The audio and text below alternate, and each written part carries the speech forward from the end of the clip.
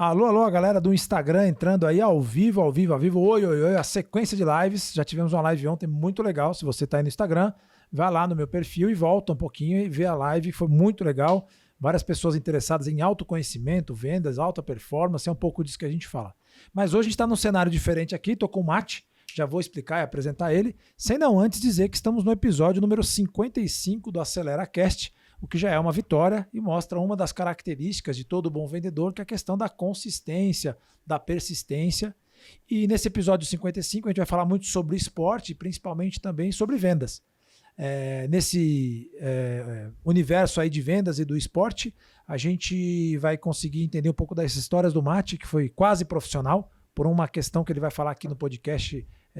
Vocês vão entender por que ele não foi profissional do futebol, mas é um profissional de vendas. E para a gente começar nossos trabalhos, eu vou pedir para você ativar o sininho, se inscrever no nosso canal e compartilhar com quem você quiser e gostar aí para poder, então, conhecer um pouco mais do nosso conteúdo, do nosso material. Para quem estiver no Instagram, quiser compartilhar com os amigos, pega o aviãozinho, manda para o amigo. Ele talvez não veja agora, mas vai ver depois. Se quiser mandar perguntas, manda na caixinha. É isso, Alvinho? O Alvinho está aqui atrás, junto com a Isa, e aí eles vão colocando as perguntas aqui e a gente pode, então, responder prontamente. Maravilha, então começando mais um AceleraCast aqui com o Mate. Mate é o nosso especialista em vendas aqui da aceleração de vendas, né? Tá com a gente há quantos meses mesmo? 2 meses. 2 meses, já vem há 2 meses aí contribuindo conosco. E a ideia é a gente falar um pouquinho aqui da trajetória, desde quando ele se entende por gente até quando virou vendedor, né? Exato. Mas, Mate, me conta um pouquinho da sua trajetória aí até sair de casa. Então, antes das vendas, né? Quem era o Mate quando era moleque? O que você fazia? Conta um pouquinho da sua trajetória. Boa, vamos lá. Primeiro eu gostaria de agradecer de estar presente aqui nessa cadeira, que é uma honra. Grandes nomes sentaram aí, hein? Grandes nomes, exato. Para contextualizar, eu gosto de falar que acho que eu nunca pensei em ser vendedor, Marcelo. Acho que essa ideia de vendedor nunca passou na minha cabeça e o porquê. Eu, na época da escola, eu era aquele aluno que não gostava de fazer apresentação. Então, eu sempre fugia de fazer aquela apresentação em grupo, aquela apresentação que, você tinha que ir lá na frente da sala e falar durante 1 hora. Eu fugia porque eu ficava com vergonha e eu falava, eu tenho medo de errar, eu tenho medo de estar ali na frente, de falar algo que talvez não faça sentido. E aí, eu fui quebrando um pouco desse paradigma com o tempo. E, enfim, aí depois eu falo como é que eu entrei no mundo das vendas. Mas eu iniciei minha carreira lá atrás na AWS, foi na parte de pré-vendas ali, que eu basicamente fazia a qualificação de leads. E aí eu comecei a ingressar de fato nesse mundo das vendas e entender que talvez ele fizesse sentido para mim.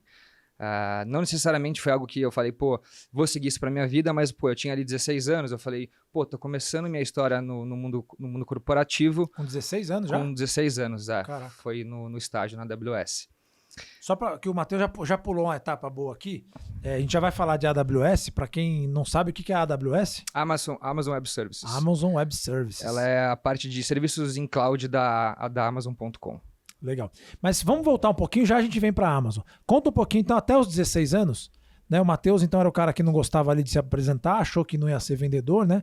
As estatísticas dizem que 70% dos vendedores não tinham a intenção de serem vendedores, se tornaram vendedores. Então, você faz parte da estatística, assim como Joe. Mas conta um pouquinho ainda do Matheus até os 16. Fala um pouco mais de detalhe. Na escola você não gostava de apresentar, mas gostava de jogar bola. Como é que era a sua dinâmica lá? O que você mais gostava de fazer? Boa, perfeito. Eu sempre fui um cara que eu gostei muito de esporte. Então, eu sempre pratiquei dos mais diversos esportes. Desde pequenininho, meus pais me colocaram para fazer natação, futebol. E o que mais me buscava a atenção ali era o futebol. Muito por conta do meu pai, que foi jogador. Ele jogou na Ponte Preta, no Rio Claro, profissional. E aí eu me inspirava, falava, meu pai foi jogador de futebol, eu vou ter um professor aqui do meu lado o tempo todo. E eu sempre busquei, me inspirei e achei que eu ia ser um profissional atleta, ou seja, ia ser um jogador de futebol. E comecei a praticar, desde do meu condomínio, a gente tem um time de futebol, então desde os meus 10 até uns 18 anos, a gente tinha um futebol toda quinta-feira no prédio, e a gente... é amigo, mas joga parecendo inimigo, é uma guerra, né? Parece que é rival. E aí, você acaba jogando, ficando melhor, porque você sempre busca jogar com pessoas mais velhas e acaba descobrindo que você tem uma habilidade. E na parte da escola também entrava em um monte de campeonato, e aí foi um momento em que eu descobri que eu tinha uma lesão no joelho. que foi a partir desse momento que eu comecei a olhar e falar assim, bom, talvez o esporte não seja para mim, eu talvez tenha que levar mais como um hobby, não como uma carreira profissional. Eu lembro muito bem do momento, foi um campeonato que eu estava jogando. Eu sempre fui lateral esquerdo, porque eu sempre gostei de correr, então sempre fui muito ágil. Canhoto? Canhotinho. Um sonho do meu pai, isso daí. Ele sempre me treinou, inclusive, a bater falta.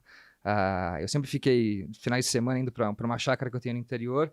E ele me treinava lá, ele fazia um trajeto igual ele tinha aprendido isso quando ele foi jogador de futebol. Então ele colocava ali uma barreira para eu chutar, para passar por cima da barreira, fazer um percurso para eu driblar, correr e treinar o tático, até alguns exercícios de força. Enfim, sempre tive esse lado do meu pai como um mentor ali do futebol. E aí eu lembro que eu estudava na escola ainda, eu tinha ali por volta de uns 14 anos, e num campeonato, num sábado, eu sempre fui lateral esquerdo, eu botei a bola para correr, então adiantei lá no fundo, e veio um garoto, ele me deu um carrinho, né, para impedir que eu avançasse. Foi nesse momento que ele acertou minha perna, a perna esquerda, e aí a minha patela, para quem não sabe, é esse ossinho que fica aqui no joelho, ela saiu do lugar e ela movimentou para a direita. Só que essa movimentação, ela dá muita dor, e ela não volta necessariamente no mesmo momento para o lugar. E aí, enfim, eu tinha 14 anos, para meus pais foi algo desesperador, me ver em prantos, chorando, com muita dor.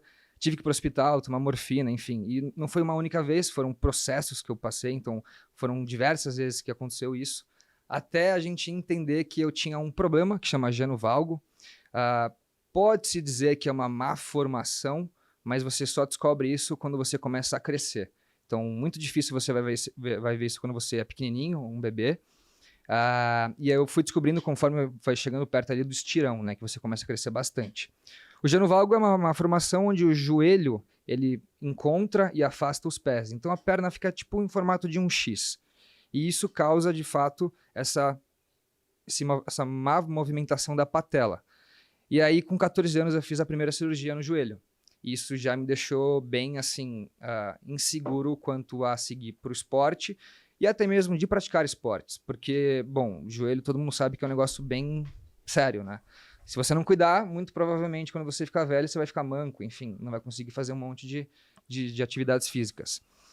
E aí, a primeira cirurgia consistia em colocar pinos internos, então é algo bem complexo mesmo. Dolorido. E dolorido, de fato. A perna, ela cresce só de um lado, do lado que não tem os pinos. Os pinos servem para, de fato, impedir o crescimento. E aí, eu fazia acompanhamento mensal, praticamente, e o médico ia medindo até o momento que a angulação chegou a 0. Quando a angulação bateu 0, a gente fez uma segunda cirurgia de remoção dos pinos, e aí também foi mais um processo de praticamente reaprender a andar.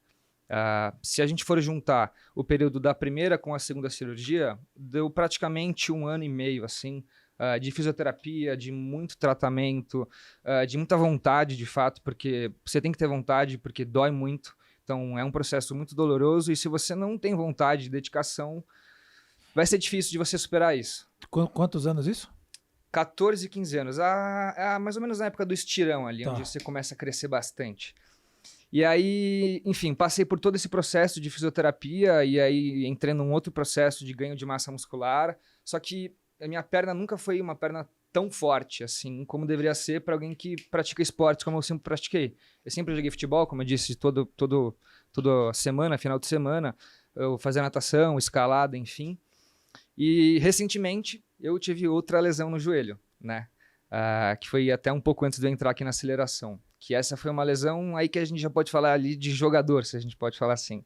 Que quem conhece futebol vai conhecer sobre o Ronaldo Fenômeno. É a mesma lesão que o Ronaldo Fenômeno teve no joelho dele, de estourar o tendão patelar.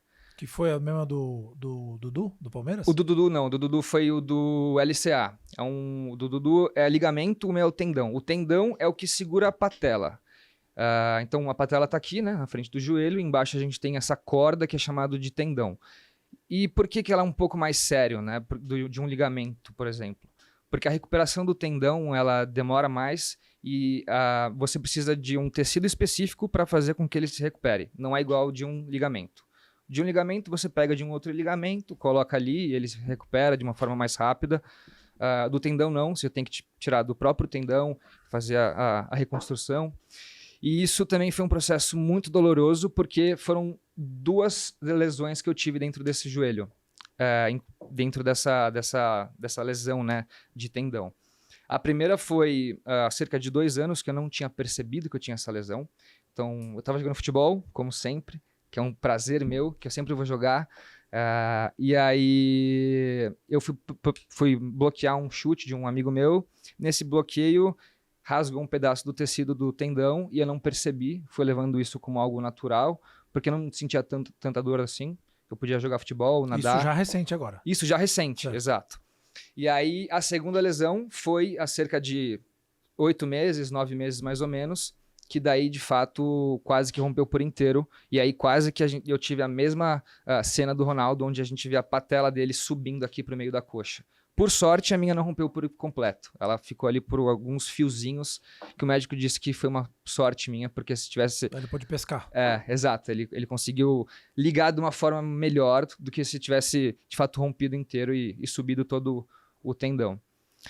E aí, enfim, é um processo muito doloroso, porque, cara, dói muito, você fica com o joelho parado, então você perde toda a movimentação, você tem que praticamente reaprender a dobrar a tua perna, reaprender a usar o peso do teu corpo, e se você não tem, eu vou falar muito dessa palavra aqui, dedicação, foco e motivação, eu acho que você não vai conseguir ter um desempenho, uma melhoria como o médico gostaria que você tivesse. Tanto que eu saí da cirurgia e eu já falei pro médico, eu falei, cara, eu não sou atleta, não sou... jogador de futebol, mas me trate como um, porque eu quero sair daqui, eu quero voltar a jogar futebol, eu quero voltar a fazer a escalada, eu quero voltar a fazer os esportes que eu sempre fiz. Então eu não quero que essa lesão me impeça de fazer qualquer tipo de atividade física. Falei, então me passa aí a fisioterapia, o que eu tenho que fazer, igual o que um jogador fez, igual o que o Ronaldo faz, igual o que o Dudu faz. E eu fui atrás, de fato, de fisioterapeutas, de uma clínica que abordasse da forma como os atletas têm. E aí eu fiz uma comparação disso com a outra fisioterapia que eu fiz no joelho e eu vi que tem uma grande diferença, de fato. E eu tive um ganho muito maior nessa fisioterapia, nessa recuperação do tendão. Eu, em cerca de 6 meses, já posso jogar futebol. O médico tinha me dado um prazo de 9. Isso quer dizer que eu me esforcei, eu me dediquei além daquilo que eu deveria. Ou seja, meu corpo teve uma recuperação muito rápida porque eu me dediquei. Porque eu falei, cara, se ninguém fizer, o meu joelho não vai para frente. A autorresponsabilidade na veia, né? Exatamente. Literalmente. Literalmente. Porque, assim, ninguém vai fazer eu andar, ninguém vai fazer eu correr. Sou eu que vou fazer eu correr, sou eu que vou fazer eu andar. Sou eu que tenho que ir pra academia e fazer uma força. Sou eu que tenho que ir lá e chorar na fisioterapia. Impossível não chorar, porque vai doer. Enfim, então você tem que criar esse senso dentro de você do tipo, ou você faz ou você não vai pra frente. Então, é muita dedicação, motivação, foco, autorresponsabilidade que você vai adquirindo e, bom, me ajudou bastante tanto na parte de esportes e tem me ajudado muito na parte de vendas, né? Dá pra gente trazer isso para um ambiente corporativo. Pô, legal, super superação, né? A gente aqui na Aceleração, sempre que a gente vai entrevistar alguém, uma das perguntas é, o que você já tem que prova que você é resiliente, né? O que você já passou. Um termo legal, mais do que resiliente, né? É o termo do antifrágil, né? Porque o resiliente é a capacidade do Estado... O resiliente, só voltando aqui para construir o raciocínio, o resiliente é a capacidade de um objeto voltar ao estado normal a partir de um determinado estímulo. Ou seja, você empurra essa caneta para cá e ela volta para cá. O antifrágil é que você empurra ela para cá e ela volta mais forte, volta para cá. Então ela não volta só para o estágio inicial onde ela estava, mas ela volta mais forte do que o estágio inicial. Né? E aí a gente faz essa pergunta justamente para poder entender um pouco do... Né? Se preencher um CRM vai doer mais que dobrar o joelho ou não, né? Exato. Pô, legal, Mati. Então vamos, legal. Então você já virou especialista em joelho, já fez ortopedia, não? Não, mas tá cara, operando? Eu acho que eu, pela minha experiência, eu poderia pelo menos ser um fisioterapeuta ali de joelho, eu consigo. Pela quantidade de fisioterapia que eu já fiz, eu tenho uma boa experiência nessa área. Pô, então quando a gente vê aquele vídeo do Neymar chorando lá, é porque dói mesmo. É porque dói mesmo. Muita gente acha que é frescura, mas dói. Assim, tem pessoas que têm uma maior...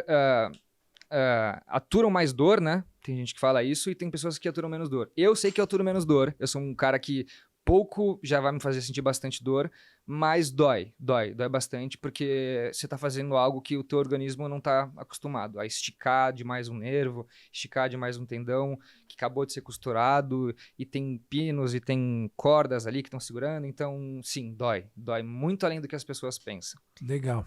Bom, então o Mate com os 2 joelhos ali nesse processo de um com pino, outro sem pino, ele então se candidatou a uma vaga de estagiário com 16 anos, é isso? Com 16 anos, exato. Menor aprendiz? Não, foi de estagiário mesmo, foi estagiário. Estava na escola ainda? Não. 16 anos? 16 anos, Colegial? já estava na escola, exato. Segundo colegial. Primeiro, segundo começando colegial. ali. Legal. E aí eu comecei a... E como é que você conseguiu entrar na Amazon assim, com 16 anos? Cara, eu tive sorte porque eu tive uma influência do meu pai. Meu pai sempre trabalhou no mundo corporativo e, bom, ele teve sempre um bom networking nesse mercado. E aí, por sorte minha, ele tinha um cara lá dentro e conversei com ele, ele gostou do meu perfil, ele gostou da minha vontade. Eu sempre fui um cara que, se eu tô fazendo algo, eu vou fazer e, assim, eu vou dar o sangue. E ele viu isso em mim. E, bom, ele me aceitou lá dentro e mostrei pra ele que ele tinha aceitado a pessoa certa. Que Fiquei legal. até praticamente o meio da faculdade e foi aí onde eu saí e comecei, enfim, a buscar outras oportunidades ali de mercado. Legal. A gente fala que é sorte assim, né? Na verdade, tem todo um preparo. Exato. E teve a vontade, né? Quantas pessoas se candidatam a um trabalho com 16 anos? Então, a sorte é relativo, né? Embora tenha alguns shortcuts aí, sorte é de quem tá se expondo ao risco, né? Sim. Cara, legal. Aí você entrou na Amazon e aí o que você fazia lá, cara? Assim, já era em vendas? Já era em vendas. Eu entrei na Amazon. Primeiro eu entrei ali na parte de vendas, mas eu fiquei aprendendo de fato. Eu fiquei uns 3, 4 meses só olhando como que era a operação, então entendendo o que um gerente de contas faz, o que um SDR faz, o que o meu diretor fazia, para aí sim entender o que é um ambiente, né, o corporativo e um ambiente de vendas. E aí a minha primeira função, de fato, então meu primeiro trabalho foi como um SDR, então eu qualificava leads, eu recebia uma lista de mais ou menos 70 leads diários e eu tinha que fazer um contato, seja telefônico, e-mail, WhatsApp, naquela época menos WhatsApp do que hoje, hoje a galera fala muito Que ano WhatsApp. que era isso? Foi ali 2018, Tá. 2018, 2019. E aí, enfim, eu fiquei nessa parte de qualificação por um bom tempo, uns 6, 7 meses, e eu pulei para a parte de parcerias. A parte de parcerias, tem muitas empresas que têm essa parte de parcerias, então eles fazem vendas via parceiros, e parte da minha função lá dentro era acompanhar as vendas que eram feitas via parceiros. Então eu tinha que fazer basicamente o mesmo contato que um comercial faz, só que eu cobrava o parceiro e não o cliente de um FUP, por exemplo. Uhum. Eu ligava para o parceiro e falava, fala fulano, como é que tá a venda com o cliente tal, etc. E aí, Só para entender, o parceiro ele é um distribuidor? o parceiro, vamos falar que ele é um representante. Tá. Então Então vamos dizer, a AWS é software, certo? É Cloud as a Service. Cloud, exato. Legal. Aí tem na nuvem, aí você tem um parceiro que revende essa licença do cara operar na nuvem. Esse parceiro é um revendedor. Exato. Você tinha também distribuidores entre a Amazon e o revendedor? Tinha alguns distribuidores grandes ou era pulverizado os parceiros? Não, era bem pulverizado, sim. Tá. Tinha gente pequenininha e gente grande. Exatamente. Legal. Tá, e esse parceiro, ele que fazia o contato de prospecção e venda com o cliente final, que eram as empresas que usavam a cloud. Sim. E você fazia essa relação com o parceiro, é isso? Exatamente, eu fazia Legal. essa relação entre parceiro, via se ele precisava de alguma ajuda do lado da AWS, seja em suporte de tecnologia, enfim, algum crédito, que a gente dava muito crédito para os parceiros, para eles fazerem demo das soluções. Então, dava crédito, ele ofereceu o crédito para o cliente utilizava o crédito, usava um pouco da solução, entendia se ia agradar ele, se ia fazer sentido para o negócio dele ou não. E a partir disso a gente concretizava uma venda. Então o parceiro ele era ali um facilitador e ele vendia também a solução da AWS. Legal. E, cara, essa é uma estrutura, os americanos são muito fortes nisso de distribuição, parceiros, e uma das principais estratégias de escala de software é a distribuição por parceiros, né? Ou você tem lá um checkout, mas nos softwares mais complexos o próprio checkout não dá conta, porque o cara não vai contratar a Amazon no checkout, né? Sim. Porque vai ter algum parceiro que vai tentar mostrar para ele as funcionalidades e tudo mais. Né? Sim, até porque é bem complexo, né, o serviço. Então, você precisa de alguém ali que entenda muito sobre e te explique, porque é bem difícil você pegar algo, por exemplo, que, sei lá, vamos falar de IA, que é uma solução que hoje está na nuvem. Você pegar e aprender aquilo sozinho. Então, você vai precisar de um técnico, de alguém que te explique ali exatamente todas as funcionalidades. Enfim, você precisa de alguém que te instrua, de fato, para você comprar ou, enfim, entender o negócio. Legal. E o que mais te chamou a atenção assim? Quantos parceiros tinham na sua carteira que você cuidava? Na época, eu falava com mais ou menos uns 20, 30 parceiros da Amazon. E aí, olhando um pouco, né, nesse retrovisor aí, o que você via dos parceiros que mais vendiam e os que menos vendiam? Quais eram as características, o comportamento? Quer dizer, desses 20, 30 parceiros, devia ter uma parcela que desenrolava bem e a outra que nem tanto. Você consegue identificar algum traço comportamental desses? Você devia falar com os donos das parcerias? Meio diretor, alguma coisa assim? Com alguns diretores, donos era bem difícil de falar, só de fato as que eram bem pequenininhas, Tá. mas era muito mais gestores e alguns diretores, assim, das E olhando para o parcerias. comportamento desses caras, assim, o que diferenciava os caras que mais vendiam e os que menos vendiam? Eu acredito que os que mais vendiam eram aqueles que eles sempre estavam em contato com a AWS, então eles sempre estavam querendo entender sobre a solução, eles pediam um treinamento, eles pediam uma demo, eles pediam que algum gerente da AWS fosse e explicasse para eles, que a gente fizesse algum tipo de evento e colocasse eles dentro do evento, para eles sempre estarem inteirados dentro da solução. Porque como é um negócio que está sempre em mudança, a tecnologia, hoje pode ser um negócio, amanhã pode ser outro, e o que de hoje funciona, amanhã não funciona. Então, os que mais vendiam e os que mais davam certo, ao meu ver, eram aqueles que sempre estavam próximos da AWS e eles buscavam conhecimento. Uhum. Então, eles buscavam sempre estar inteirados, seja de um papel de um técnico, então aquele cara que pega a solução, descreve ela inteira, ele monta a linha de código, tinha que ter o contato desse cara, esse cara era muito importante Que é lá o dentro. que eles chamam de pré-vendas. Não, esse cara que é o técnico, lá dentro ele tinha um nome bem diferente, eu não vou lembrar agora, mas ele era basicamente o cara que, por exemplo, um parceiro fez uma venda para um cliente e a gente precisa implementar essa venda lá dentro. Às vezes o técnico tem que fazer algumas linhas de código para conseguir implementar. Tá. E ninguém melhor do que um técnico para poder explicar de fato todas as especificidades técnicas de uma solução. Então a gente colocava um técnico para falar com eles e aí eles entendiam de fato a solução. E não vendia simplesmente uma IA por vender IA. Ele vendia, de fato, a IA detalhada para aquele negócio. Então, o que vendia muito era aquele cara que sempre estava inconformado e ia atrás de querer saber mais. Uhum. Aquele que ficava conformado e meio que falava, bom, os clientes vão chegar no meu colo, eles vão aparecer aqui e trabalhava meio que a vida vai me levar. Esse cara, ele não dava muito certo. Dava certo, mas ele, assim, ele não vendia tanto. Então, aquele que é o inconformado, eu vejo que é o que dava certo, que é o que conseguia, de fato, melhores contas, melhores clientes e ganhava bonificação e prêmios da AWS. Legal. Porque uma venda é super complexa, né? Assim, o cara tem que olhar o ambiente do outro, ver quais são as demandas, necessidades. Uma vez a gente estava com um cliente de uma outra empresa, né? Quando eu trabalhava em outro lugar, de tecnologia. E a gente foi visitar a Caixa Econômica Federal. E aí chegou lá, os caras estavam comprando balanceador de carga, que é um equipamento super específico lá e tudo mais. E um dos fabricantes na época era a F5. E foi impressionante, porque quando a gente sentou lá, a gente foi com nós representando uma empresa de software, o cara representando a empresa que vende as caixas, né? E aí chegou lá, era um engenheiro, ou seja, que conhecia tudo sobre o produto, sentou na frente do cara, e o cara da Caixa Econômica Federal até contou pra gente como é que funciona o sorteio da loteria e tudo mais, foi curioso, lá em Brasília. Só que aí o cara começou a dar uma aula do equipamento do cara. Ali eu falei, puta, velho, já perdemos a venda, esquece. Porque, porra, como é que, assim, você vai vender pro cliente, o cliente sabe mais do produto que você. Né? Então, ali ficou claro, assim, ficou até desconfortável, porque o próprio engenheiro da empresa não sabia tanto do produto quanto o cara. Não sei se o cara foi inteligente, ou se ele já pesquisava, ou se ele quis mostrar que sabia muito, sabe? O cara da Caixa Econômica, o cara estudou bastante o produto, que sabia mais que o cara, né? Aqui cabe 3 blades, aqui cabe 4 blades e tal, enfim, os caras cheios de nome técnico. Mas acho que é isso, a questão das vendas técnicas tem essa necessidade, né? Tem, de fato. E... Legal, bom, então saímos lá do Matheus no colégio, que jogava bola, etc e tal, ainda no colégio foi trabalhar na Amazon e ficou quanto tempo lá? Fiquei na Amazon por aproximadamente 1 ano e 9 meses, quase 2 anos. Legal. O que você sentiu assim, né, da cultura de vendas americana, que era a cultura da Amazon empurrando o produto, e a cultura desses revendedores ou distribuidores, ou seja, a cultura americana de vendas versus cultura brasileira? Quais são os grandes highlights? A cultura americana, eu vejo que assim, eles são muito workaholics, né? Eles, de fato, eles gostam de trabalhar o tempo todo, eles não têm um descanso. Eu acho que o descanso ele tem que existir. Isso eu via um ponto negativo lá dentro da operação. Mas, obviamente, eles têm muitos pontos positivos, né?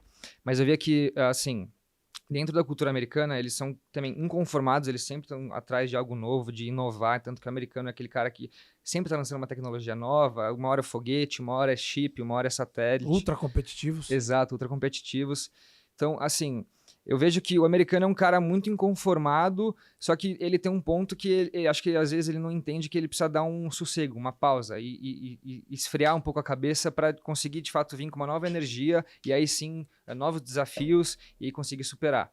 O brasileiro eu já vejo que é um cara que também é inconformado, ele busca muito conhecimento, só que ele consegue de fato respirar, se colocar um pouco no lugar ali e falar, cara, beleza, eu tenho que entregar X milhões de meta, só que não adianta eu ficar 30 dias trabalhando seguidos sem respirar um dia aqui, porque eu vou ficar maluco da cabeça. Então eu vejo que o americano tem um pouco desse negócio do não parar nunca. O brasileiro ele já dá um pouco de pausa, porque ele sabe, pelo menos no meu ponto de vista, que a gente tem que ter esses pequenos respiros, né? Porque são com pequenos respiros que a gente surge com novas ideias, novos insights, que de fato podem, às vezes, fechar uma venda que você não conseguiu fechar, porque você estava tão bitolado da cabeça pensando em N coisas, que você não teve aquele momento de respiro. Será ali que seria um respiro inteligente ou é só preguiça do brasileiro?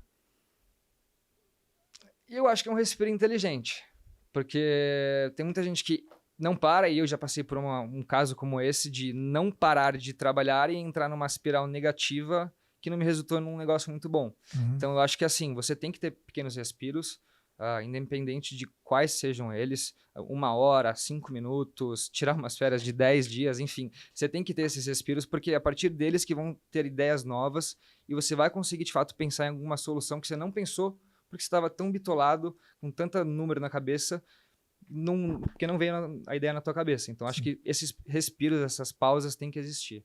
Eu fiz essa provocação na maldade, é óbvio que eu acredito no respiro, no espaço, né?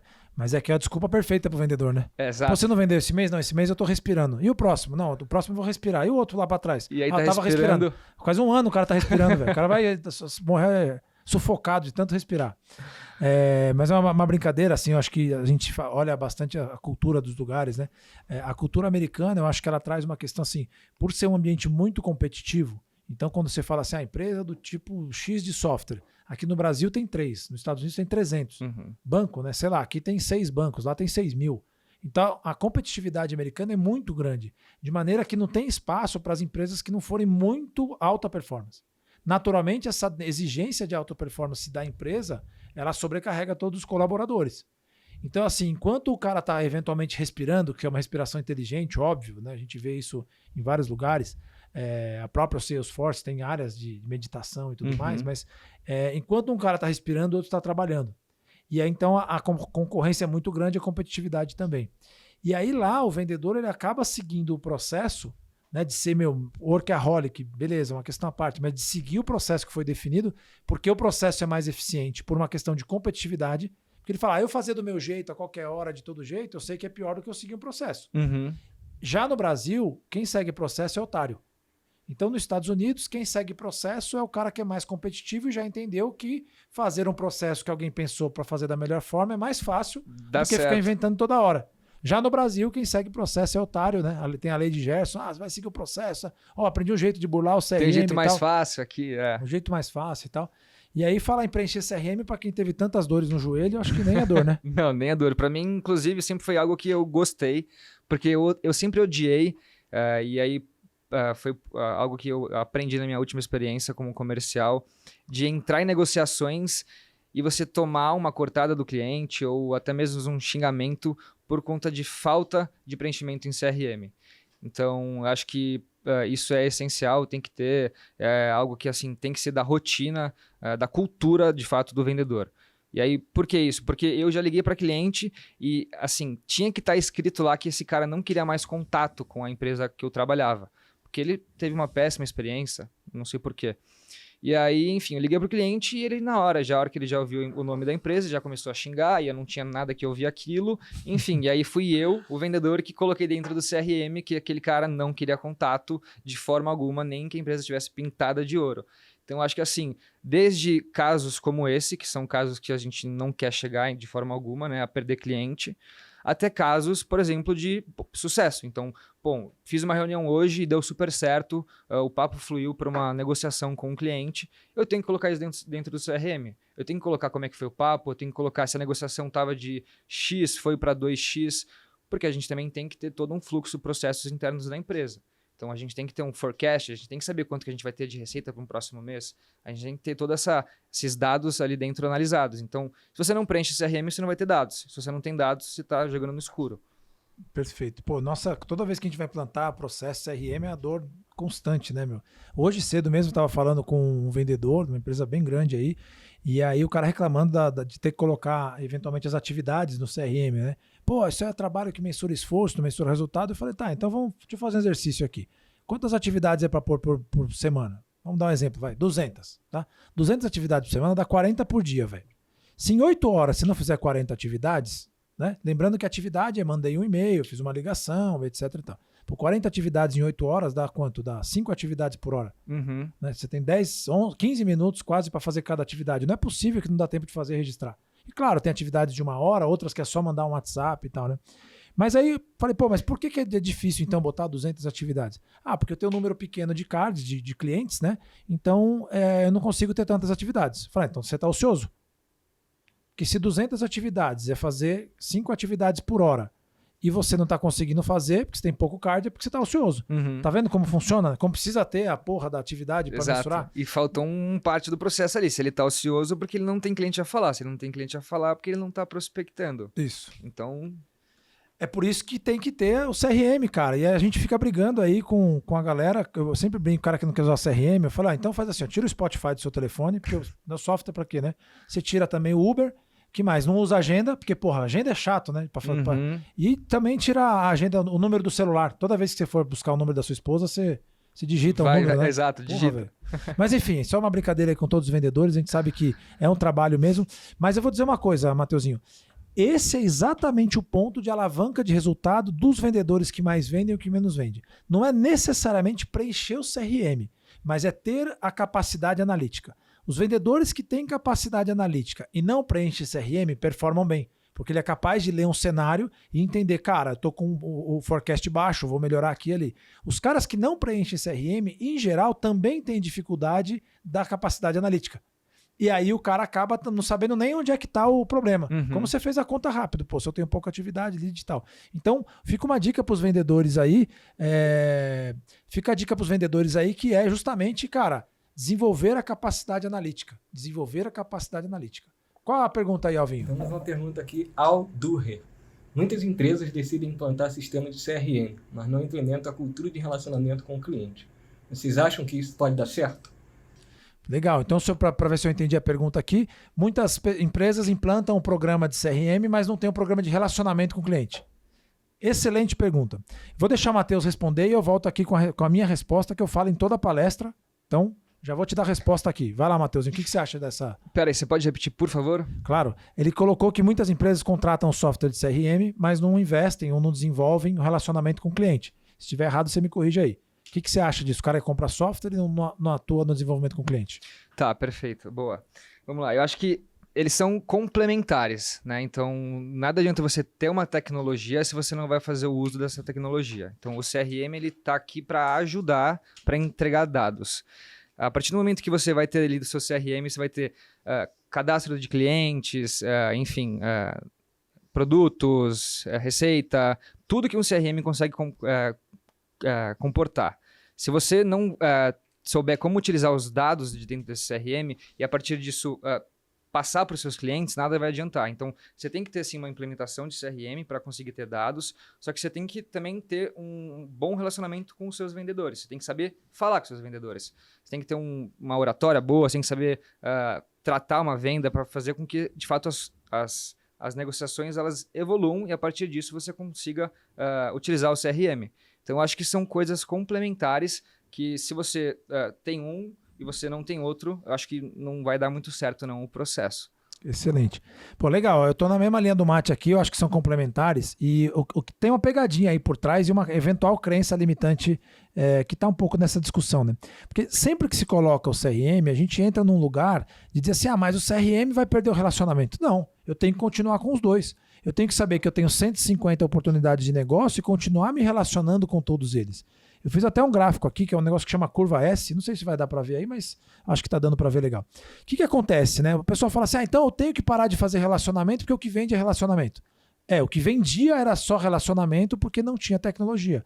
Então, eu brinco que a gente tem que colher com uma mão, ou seja, continuar fazendo o que eu sempre fiz e que deu certo. Relacionamento certamente é top one.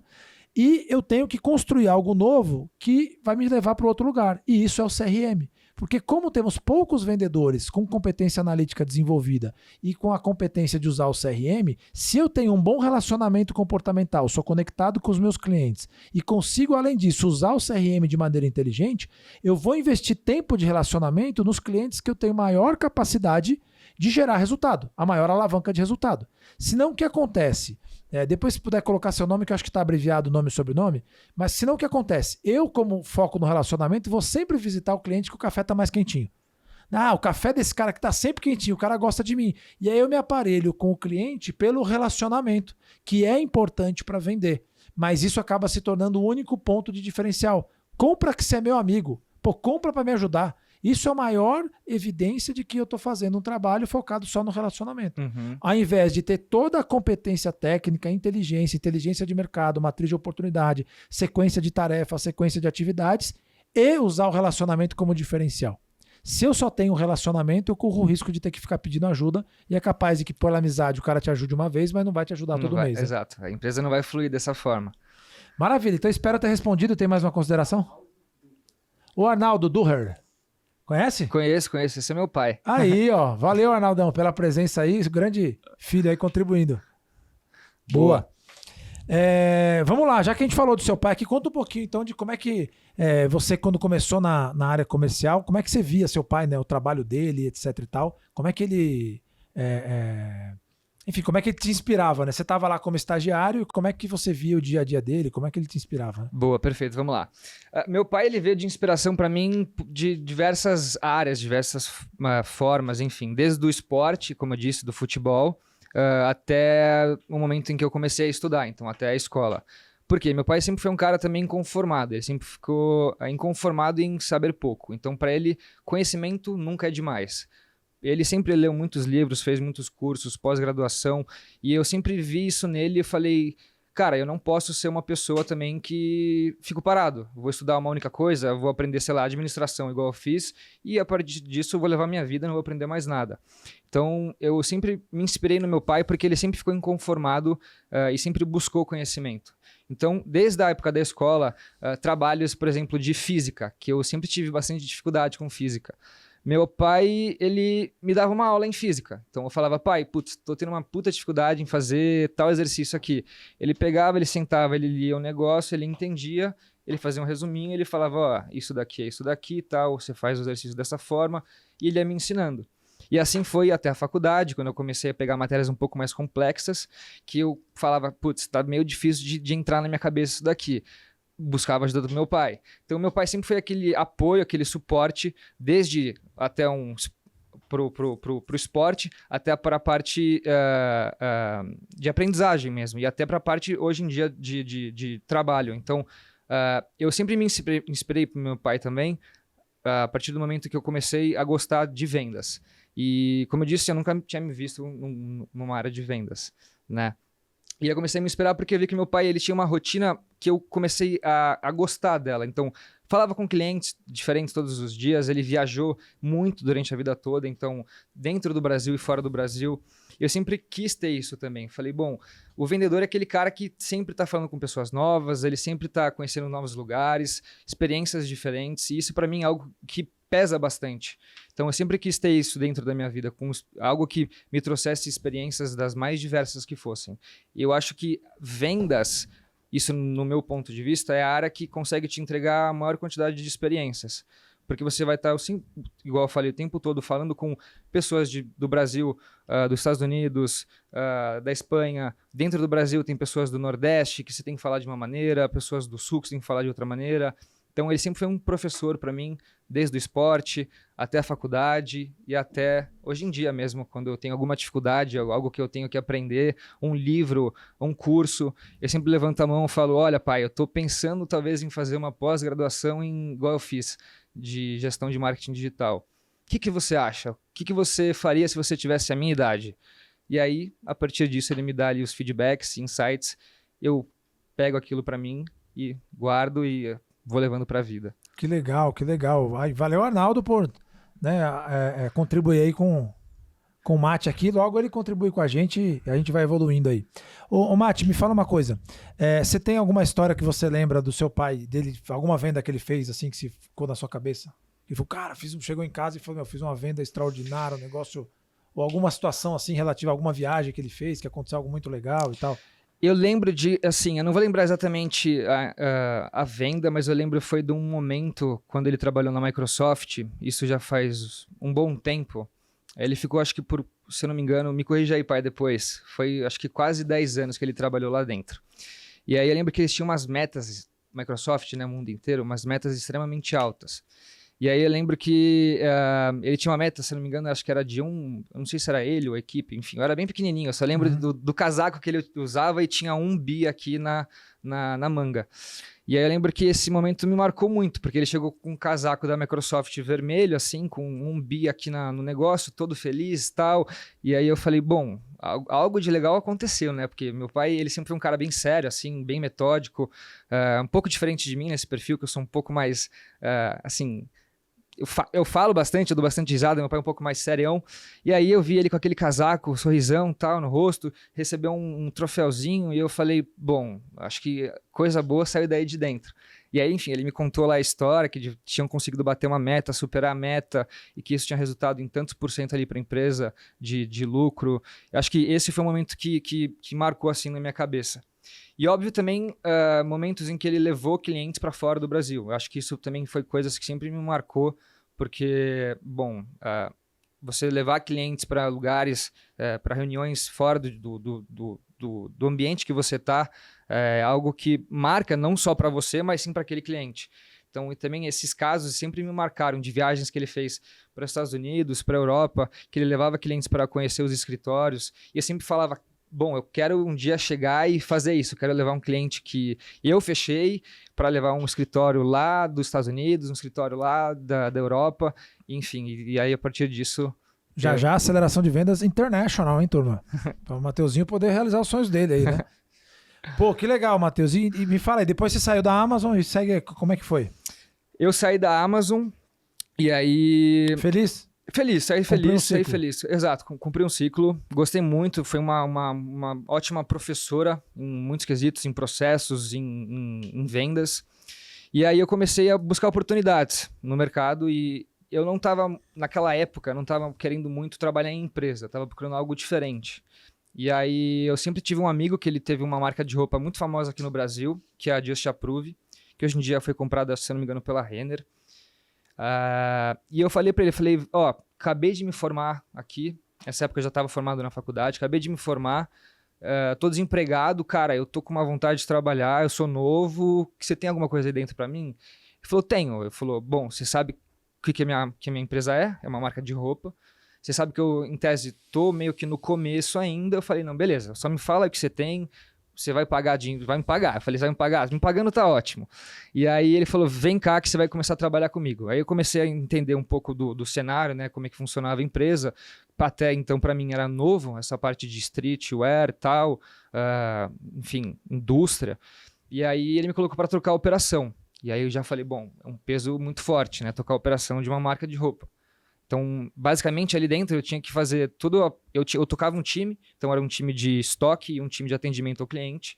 E aí chegava produtos, despacho de produtos, e era muito produto que tinha que fazer contagem, recontagem, e aí reclamação de cliente, de envio de produto errado. Então, enfim, era um trabalho que dava muita dor de cabeça, mas foi muito legal para aprender sobre processos também. Porque dentro de uma operação, a área operacional de uma empresa, se não tiver tudo muito bem setado, muito bem certinho, com certeza, a partir do momento que alguma coisa sair da linha ali, vai ser um efeito cascata e vai dar, assim, um erro muito grande. E aconteceu isso algumas vezes lá. por exemplo, quando eu cheguei, o controle de estoque ele era feito por planilha. Só que não dá para você fazer um controle de estoque por planilha, onde tem cerca de 1.000 produtos chegando na loja todos os dias. Então a gente tinha que fazer contagem praticamente todos os dias de estoque. Isso deixava as pessoas malucas. Os estoquistas não aguentavam, eles ficavam ali 4, 5 horas contando roupa. E aí a gente chegou um momento e falei, cara, a tecnologia está aqui para ajudar. Ou a gente abraça a tecnologia, ou a gente vai ficar lutando contra ela e eu dou a minha palavra que lutar contra a tecnologia não funciona. Exato. E aí eu botei na cabeça dele, do Kaká na época, e ele acabou contratando uma empresa para gerir essa parte de estoque, de pedidos, enfim. E aí começou a, de fato, ficar algo mais redondo. E aí eu acabei saindo da Prove depois de um ano, toquei a operação lá, deixei ela bem estruturada e comecei a estudar. Na verdade, comecei a buscar oportunidades para estudar. Eu já tinha me formado na faculdade e aí já fazia 1 ano e meio que eu estava sem estudar. E aí eu falei, bom, já estou 1 ano e meio sem estudar, acho que está no time ali de fazer alguma coisa. Comecei a buscar pós-graduação, temas em que estudar. E em paralelo também, eu sempre desenhei bastante, desde pequenininho, gostava de desenhar personagens de quadrinho. E eu comecei a gostar muito de tatuagem, coisa que meus pais nunca gostaram. E aí eu falei, bom, eu tenho um monte de amigo artista, desde artista plástico, visual, enfim. Falei, tatuador eu não tenho nenhum amigo. É uma oportunidade aqui que eu posso cavar dentro do meu ciclo social para fazer um dinheiro enquanto eu estudo, enquanto eu procuro outro trabalho. E eu fiz um curso de tatuagem, então durou acho que 4 meses esse curso. Eu aprendi desde o básico, então desde você desenhar até a parte de biossegurança, a parte de montagem de máquina, enfim. Era um curso bem completo mesmo, bem legal. E aí comecei a tatuar nesse tempo, comecei a ganhar um dinheiro ali legal e comecei a fazer um curso, uma pós-graduação de gestão de marketing digital, que eu sempre gostei muito de marketing, sempre fui aquela pessoa que, bom, desenhava, tinha uma memória, uma cabeça muito criativa, e eu gostei dessa parte de criação, assim, de marketing. E aí, em paralelo, eu fazia esse curso, a pós-graduação, eu montei uma empresa com amigos meus, que eu conheci dentro da Prove, que era uma empresa basicamente de eventos. Então, tem um bar muito famoso que fica ali na JK, na Juscelino Kubitschek, perto de onde é o escritório do BTG, que é o Bar do Gaúcho. É um bar que ele começou com uma portinha, hoje em dia ele tem acho que 3 ou 4 bares, enfim, o cara de fato ele estourou. E aí a gente viu uma oportunidade ali, eu e 3 amigos, de fazer eventos no espaço dele. Ele não cobrava entrada, ele só cobrava bebida. A gente falou, cara, é o seguinte, se a gente cobrar R$20 de cada pessoa que entrar aqui, a gente vai fazer tanto de faturamento dia. Aí ele abriu o olho e a gente falou, Ele falou, beleza, começa a fazer isso daí, metade de vocês, metade é meu. E aí a gente começou a fazer esses eventos, e todo final de semana tinha um evento, começou a bombar a empresa na época, e aí chegou a pandemia. No que chegou a pandemia, eu falei, bom, não vai dar certo o evento, aglomeração, vai ser proibido, então eu vou sair dessa. E aí, nesse meio tempo, fui cursando a pós-graduação, durou 2 anos, e comecei a olhar de novo para o mercado de trabalho. Aí eu já estava mais ou menos 1 ano sem trabalhar em empresas, então eu tinha tido uma empresa, eu estava sem trabalhar em empresas, eu falei, bom, vou ter uma dificuldade ali de entrar de novo no mercado de trabalho, tive uma certa dificuldade, comecei a pedir indicação para amigos, e acho que isso é um bom canal, né, indicação, e aí foi então quando eu entrei na Pagar.me, e fiquei por 1 ano e 8 meses lá, até eu sair, operar o joelho pela 2ª vez, essa vez do tendão, e aí a felicidade de entrar aqui na aceleração. Pô, legal, a felicidade é nossa, né? E a Isa, que está aqui atrás das câmeras, foi a responsável por essa conexão. Ô, Mati, e me fala uma coisa, do que você... Né, você que teve várias oportunidades aí de trabalhar com vendas, e a gente gosta aqui de perfis que tem essas experiências. Pô, esporte, tatuagem, uma pessoa que tem uma conexão aí, criatividade, etc e tal. Mas quando você entrou aqui, o que você achou mais legal, assim? Porque, pô, quem gosta de vendas, trabalhar numa empresa que chama Aceleração de Vendas, sei lá, tem uma expectativa, assim, né? Sim.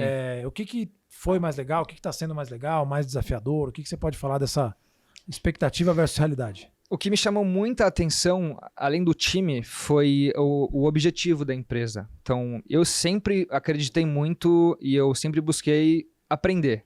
Então, eu sei que se você não busca conhecimento, você vai ficar para trás, qualquer que seja o conhecimento.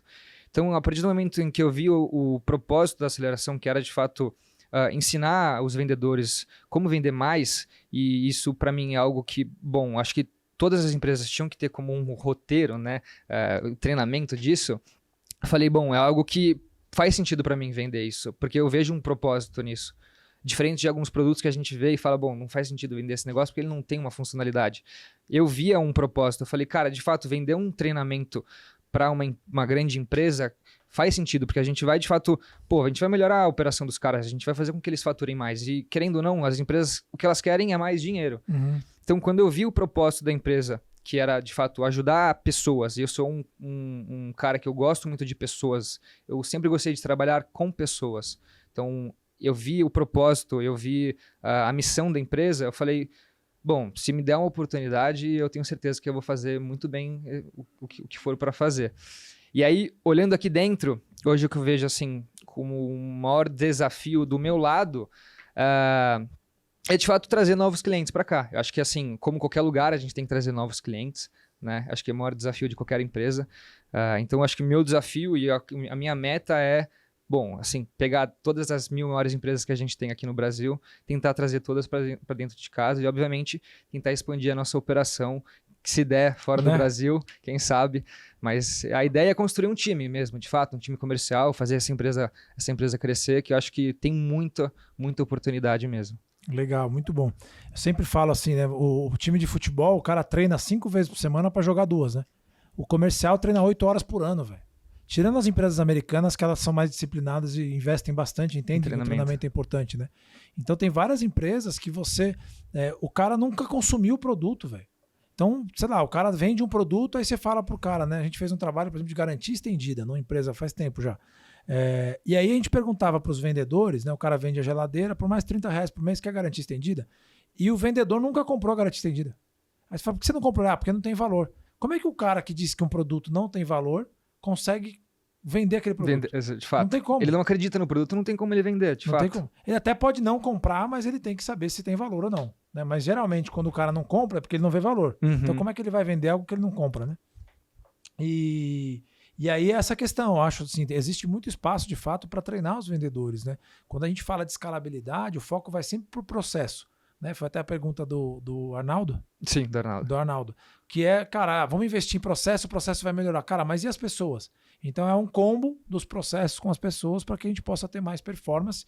A gente tem um caso muito interessante que a gente cresceu muitas vezes, mais ou menos umas 8 vezes o que vendia mês numa empresa, porque a gente foi trabalhar as pessoas. Então o produto era bom, a forma de vender era boa, o comissionamento era bom, mas as pessoas não entendiam o valor do produto, os vendedores, né? Uhum. E aí a gente explicou o valor do produto, deu o produto para todo mundo testar e usar, e os caras, caramba, tem tudo isso. Aí o cara conseguiu ver valor. Então às vezes a gente supõe que o vendedor saiba qual é o valor tangível e intangível do produto. E às vezes o cara não sabe. E aí você pode dar para o cara provar, né? Uhum. Seria como o garçom do restaurante servir um prato que ele nunca comeu. Exato. Né? Então sempre tem que ter essa prova social do próprio vendedor, né? Legal, Matheusinho. Estamos indo para a reta final aqui, não deu muito tempo, mas eu queria falar um pouquinho de esporte ainda. O que o esporte te ajudou aí os ensinamentos do esporte que você pode fazer um paralelo com vendas? Bom, eu acho que muito das palavras que eu falei, vou repetir, o esporte, para mim, ele ensina muito sobre dedicação, motivação, você tem que estar focado, você tem que estar determinado. Então, por exemplo, né, no futebol, se você quer ser um cara bom no futebol, você não vai conseguir ser um cara bom se você não treinar, se você não ter o treino tático, o treino físico, se você não ficar horas depois do treino batendo uma falta, batendo um escanteio, batendo um lateral, porque na vida tudo é prática, tudo é treino. Então eu acho que o que eu trago do esporte para a área de vendas ou para qualquer tipo de área que seja, é que você tem que ter a prática, você tem que ter o treino. Então, para mim, isso está muito nítido. E um exemplo disso é, por exemplo, a academia. Eu sempre treinei, fiz academia. Fiquei 2 meses parado da academia porque eu estava com uma dor na coluna. Eu voltei faz 3 dias. Pô, voltar parece que é uma guerra. Começa a doer todo o corpo, dor muscular e tal. E você vê que, bom, se você não faz um trabalho contínuo, né? Ou seja, se você não tem uma determinação ali, um foco de todo dia fazer um pouquinho, isso, se você para de fazer um determinado tempo, você vai sentir depois todo esse efeito negativo, né? De ter parado. Então, se você olha para dentro do ambiente corporativo, se você não treina um pouquinho todo dia, se você não prospecta um pouquinho todo dia, se você não segue os processos que tem que seguir todos os dias, Se você faz isso, sei lá, se você para de fazer 2 semanas prospectar clientes todos os dias, você vai ter 1 mês, às vezes, que você não vai ter ninguém para falar. Então, você tem que fazer uma prospecção diária, colocar 2, 3 clientes novos todos os dias para você ter um processo contínuo, né? De novas contas, de novos clientes. Então, eu acho que o que eu trago do esporte pro corporativo é essa mentalidade de determinação, foco, fazer um pouquinho todo dia, que você vai vendo todo o efeito positivo com o passar do tempo. Muito bom, a gente aqui é muito fã do esporte, assim, essas histórias sempre são muito ilustrativas, a questão da consistência, né? Da gente conseguir estar sempre fazendo a mesma coisa. Então, tem dia que você não quer acordar. A certeza que você tem, você vai acordar e não vai ter vontade na academia, velho. Essa é a única certeza que você tem. Então, quando você dorme, você já fala, bom, amanhã eu vou acordar, não vou ter vontade de ir, mas eu vou, né? Ou vou dormir mal, mas eu vou. Então, é uma briga constante contra o próprio cérebro, né? Exato. Até que a força do hábito, eu tive uma experiência, uns 6 meses atrás, mais ou menos, em que eu estava habituado, né? Porque também tem uma questão que se oscila, né? Às vezes tem umas semanas que você está melhor, pior e tal. E aí eu acordei, de repente eu vi, eu tava aqui na Marginal, tem um parque aqui perto de onde eu moro, da empresa. E aí eu acordei, era tipo, fui deixar minha filha na escola às 6h45, 7 horas.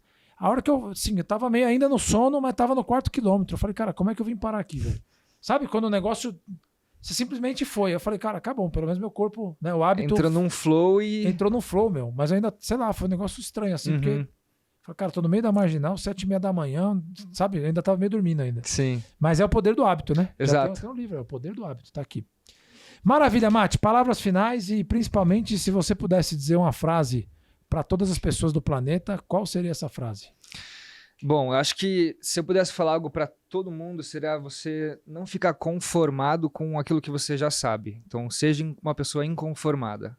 Acho que o inconformismo, ele move muitas coisas, move montanhas. Então, acho que você está inconformado com o seu nível de conhecimento, o seu nível de habilidade técnica, seja inconformado. Então, seja uma pessoa que busca conhecimento, qualquer que seja. Seja um conhecimento em cozinha, um conhecimento em vendas, tudo que você for aprender vai te agregar em alguma coisa na vida.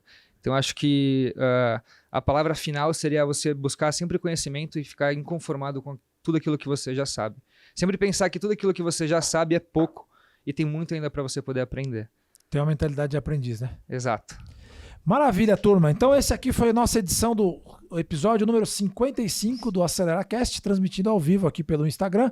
E para você que gostou, encaminhe para os seus amigos, dê o like, se inscreva no canal e dá uma moral para a gente aí para divulgar o nosso material do nosso movimento. Para quem estiver ao vivo aqui ou para quem assistir no podcast, estamos promovendo um movimento que se chama Protagonistas do Progresso, que é a ideia de você ser o protagonista do seu progresso para não terceirizar o seu eventual sucesso. Sabe aquela história que você fala assim, a culpa é do meu chefe, pô, mas essa empresa não deu certo, pô, naquela meu sócio me roubou. E aí você sempre está em desculpa atrás de desculpa. Então a gente, né, conta, tem uma música que a gente gosta muito aqui, que fala que o problema que você criou é o problema que você vai ter. Ou seja, cara, se você criou o problema de que a empresa é ruim, é o problema que você vai ter. Muda de empresa. Então, todas as terças-feiras a gente está fazendo uma live às 19h30, em que eu e entra um grupo de pessoas vão entrando lá na live trocando conversas, principalmente sobre vendas e autoconhecimento. Porque a gente entende que são as duas camadas para que a gente possa potencializar e, de fato, despertar aquele potencial que todos nós temos, né? E que passa primeiro por a camada da gente conseguir pensar e acreditar e depois de agir, enfim. Isso é para uma live, terça-feira, 19h30, vocês estão convidados. Em breve, mais um horário aí, hein? Vai abrir, hein? Quarta-feira provavelmente vai abrir, mas por enquanto, próxima terça-feira, 19h30, me acompanhe nas redes sociais. Mate, qual que é seu Instagram? Mate com THSDL. Mate com THSDL. Não deixem de curtir aí também a página da Aceleração de Vendas. No mais, muito obrigado por acompanhar. Vendas, vendas, vendas. Uou!